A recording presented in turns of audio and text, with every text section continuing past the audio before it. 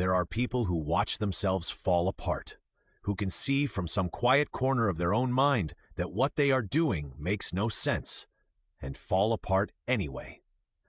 A traveler arrives in the American Southwest, somewhere on the high plateau of New Mexico where the adobe houses rise in terraces and the air is thin and very clear.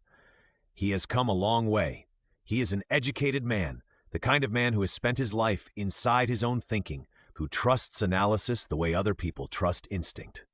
He meets a Pueblo chief named Mountain Lake, an intelligent man somewhere between 40 and 50, with a composure the traveler finds difficult to name. They talk, not the polite, glancing talk of strangers, but the kind that opens onto something. And at some point the conversation turns to the whites. Mountain Lake looks at him and says, "They are mad." The traveler asks why. Mountain Lake touches his forehead. "Because they say they think with their heads."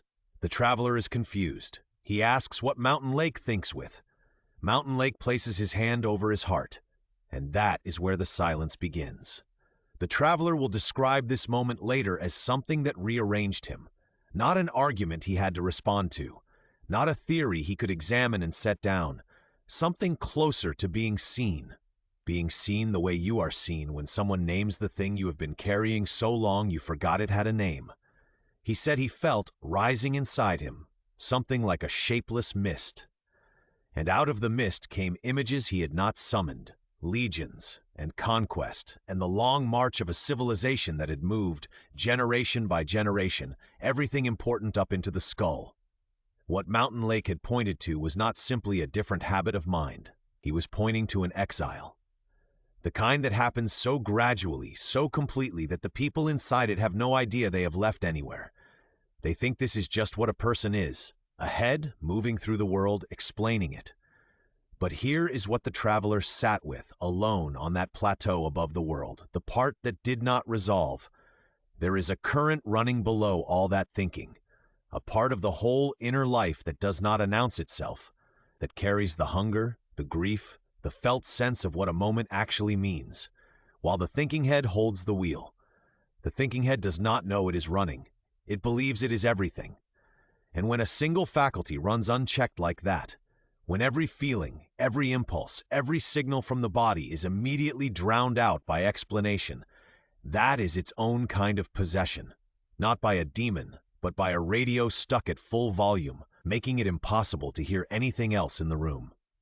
Mountain Lake was not describing a cultural difference. He was describing what had been left behind. What he had left behind was not a feeling. It was a whole faculty. The one that knows without explaining. The one that registers the weight of a moment before the mind has found words for it. And sitting there on the plateau, alone with what Mountain Lake had said, the traveler began to see it. Not as an idea he was considering, as a thing he had already done to himself and had been doing for years without noticing. The part of him that runs the day, that plans, defends, explains, keeps a running account of who he is and what he is doing, had convinced him it was everything. That is the part we call I, the center of conscious life, the voice that narrates. And it is a remarkable instrument, precise, quick, tireless. But it is not the whole of the inner life. It never was. Below it always runs something far older and far larger. The vast part of everything happening inside that never speaks in sentences, that carries the older knowing, the body's signals, the felt tone of a situation, the wordless grief, the ache that cannot be located. The thinking head does not have access to this, but it believes it does. That is the core of what Mountain Lake was naming. Not that the whites are cruel, though the images that rose up in the traveler told their own story about cruelty, but that they are absent, never fully present, because something is always running calculations overhead, always processing, always standing slightly outside the moment, holding it at arm's length to themselves instead of living it. That is possession. Not by anything supernatural, by a single faculty that has outrun everything else, like a river with one channel forced so wide that all the water pours through it and the surrounding land goes dry. And here is the part that goes deeper. It is not that the feelings disappear when the head takes over. They do not disappear. They go underground. The unconscious does not stop moving because consciousness has stopped listening. The grief is still there. The longing is still there. The rage, the hunger, the old wound, still there, still exerting pressure, still shaping things. Only now they are shaping things from below, out of sight. And the thinking head, up at the surface, believes it is simply reasoning. This is where it gets difficult to hold, because what happens underground does not stay formless. Over time, emotion and memory and meaning press together under pressure and form something dense, something that has its own gravity. A knot of feeling so tightly wound it bends thought towards certain conclusions before consciousness has even begun to reason. The way a strong current in a river bends a swimmer's course long before they feel the resistance. You believe you are deciding. You believe you are being rational, measured, clear. But the knot formed years ago, in some older moment of fear or loss or shame, has already written the conclusion. The thought you are having is the last step of a process that began somewhere you cannot see. Language, it turns out, has always known this. We say a person was beside himself with anger. We say he forgot himself, that she wasn't herself, that the devil got into him. Every one of those phrases is pointing at the same thing. A moment when the bright, narrow circle of awareness we call I, steady enough to write a sentence, fragile enough to be knocked sideways by a single unexpected feeling, gave way. When something larger, stronger, older moved in and took the wheel. Often no more than a strong emotion is needed. The center does not hold, and the person watching from the outside says quietly that he was a changed man. But here is what the traveler had not yet seen, sitting in the silence after Mountain Lake's words, though he was close to it. The feeling was not overriding the thought. The feeling was inside the thought from the beginning. The tone of the conclusion, the color of the reasoning, the direction the logic seemed naturally to run, all of it already soaked through with something emotional before a single premise had been examined. The emotions do not crash in from outside and hijack the rational mind. They were always in the room. They dressed in the clothes of rational argument and sat down at the table first, and the thinking head walked in later and believed it was in charge. Which means that when a person says, quietly, calmly, with complete conviction, "I've thought it through," the real question is not whether they have thought. The question is what was already doing the thinking before the thinking began. The conclusion the thinking head reaches is real. The reasoning feels solid. But below the level where that reasoning happens, there is already a lean, a tilt in the floor that was there before the first premise was examined. And the lean comes from everything the thinking head decided at some earlier point it could not afford to carry. Here is how the split works. When one side of a person, the calculating, explaining, narrating side, takes up all the available space, the other side does not simply wait. It does not dissolve. Everything the thinking head decided did not belong. The need that seemed too weak, the grief that seemed too large, the older knowing that seemed too slow, all of it gets pushed out of the room, not destroyed, relocated. It lives in the dark behind the part that faces the world, the discarded half of a whole person, still exerting weight, still shaping things, still hungry. Everything that was pushed out of the conscious room is now living in the walls. And here is the mechanism that no one warns you about. The split does not stay stable. A gap between the feeling world and the thinking world does not hold its shape. It widens. You can analyze a situation with complete precision and still feel nothing about it, or feel everything and understand nothing. The two sides stop speaking to each other, and the silence between them is not neutral. It is charged, because the thinking head, having refused to listen for long enough, eventually finds it cannot hear even when it tries. The feelings arrive, but they arrive in a form the thinking head cannot translate.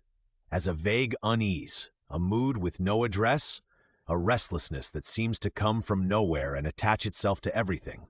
That is when the underground material starts to accumulate into something denser. Not just a feeling that was pushed away, but a cluster. The old fear fused with the older shame fused with a longing that was never spoken, all of them wrapped around a single nerve. Touch that nerve and the whole cluster activates at once. Not as a memory you can examine, but as a full reenactment.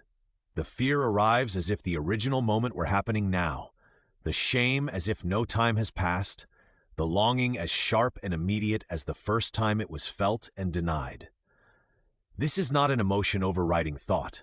This is a compressed knot of experience that has been waiting in the dark, and it arrived with more force than anything the thinking head had trained for. And it does not wait for permission. Once a cluster like this has gathered enough charge, it no longer operates on the schedule of conscious life.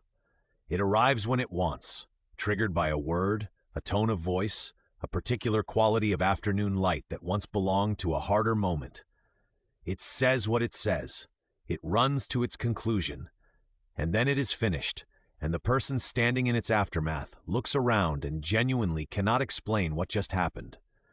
That is the inner pattern that is broken completely loose from conscious control. Not a mood you can manage, not a feeling you can talk yourself out of, but a force running on its own logic, its own momentum, older than any decision you have ever made. The person experiencing this calls it emotion overriding reason.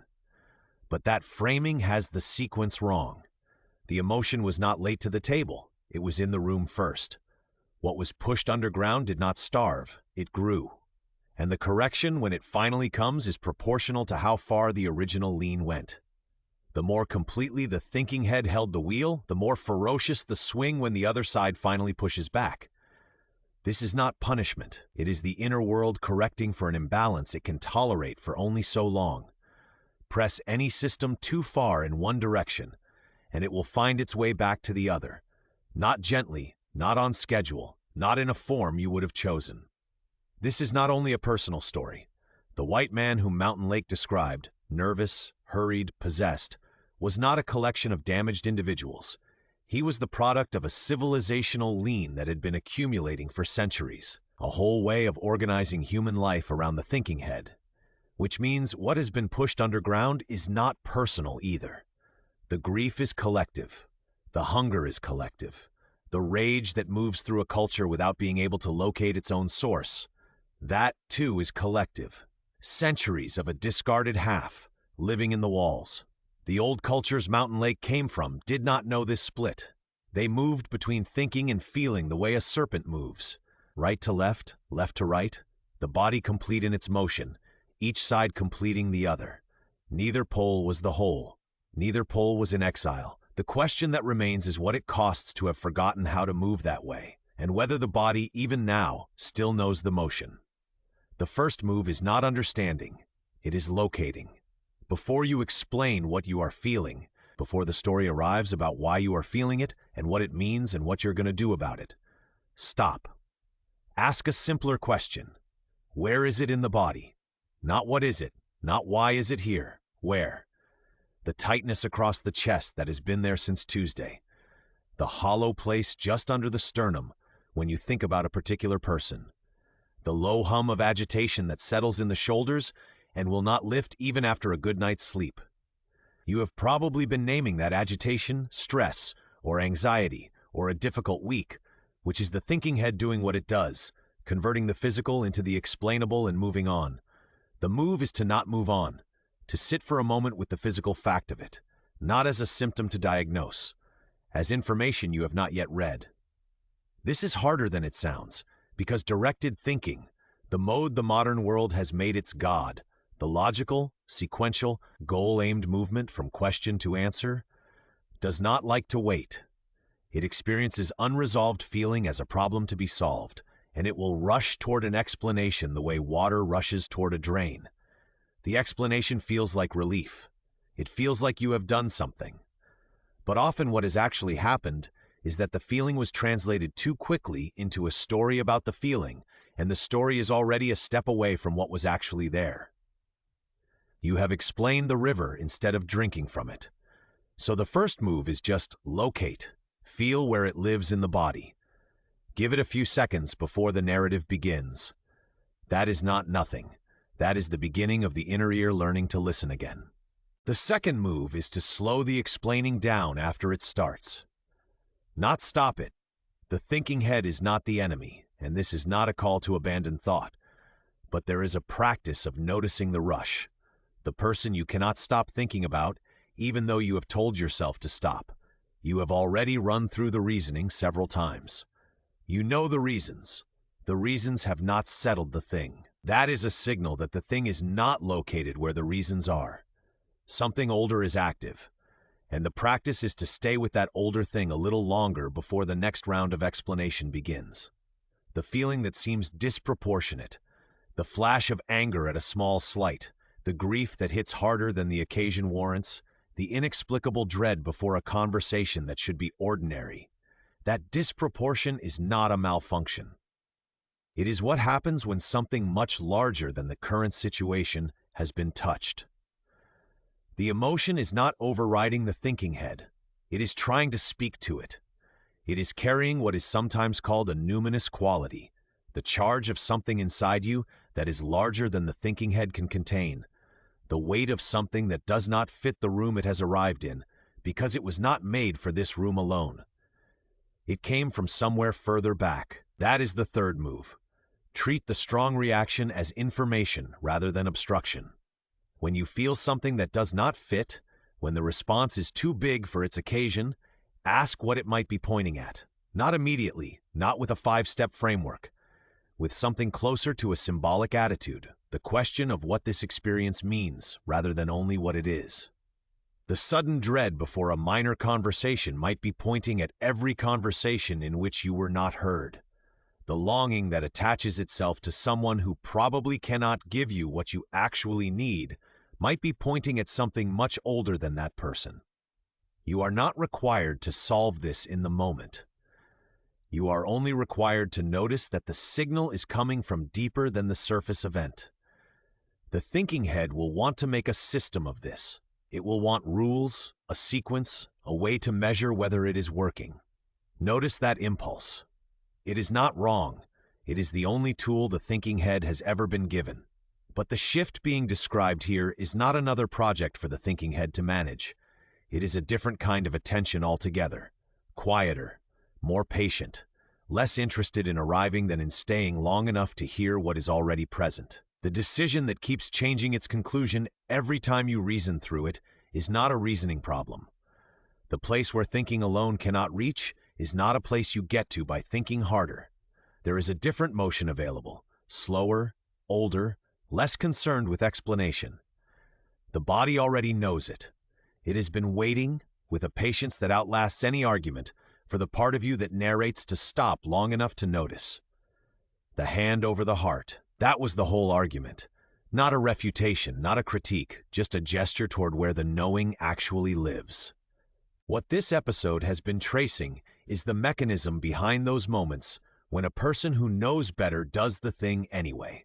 When a feeling arrives with more force than the occasion seems to warrant. When the conclusion is already written before the reasoning begins. We named what happens when one faculty runs unchecked and everything else goes underground. We traced how the underground material does not dissolve but grows denser, more pressurized, until it moves on its own schedule and its own terms. And we offered the only honest beginning, not a system, not a framework, but a direction, toward the body, toward the physical fact of the feeling, before the story about the feeling begins. The moments of override are not breakdowns. They are dispatches from a part of the whole inner life that has been waiting, with more patience than you have probably deserved, to be heard. Mountain Lake did not ask the traveler to give up his books, his city, his clocks, his habit of explaining. He only pointed. This is where thinking happens among my people. The traveler carried that gesture back with him, across the plateau, back to the train, back to the life that ran on analysis and accumulation. Not as a philosophy he had adopted, as a reminder he could not unfeel. That somewhere below the voice that narrates and defends and explains, something had always been present, something that does not speak in sentences. That was never the problem. It was only the noise overhead that made it hard to hear.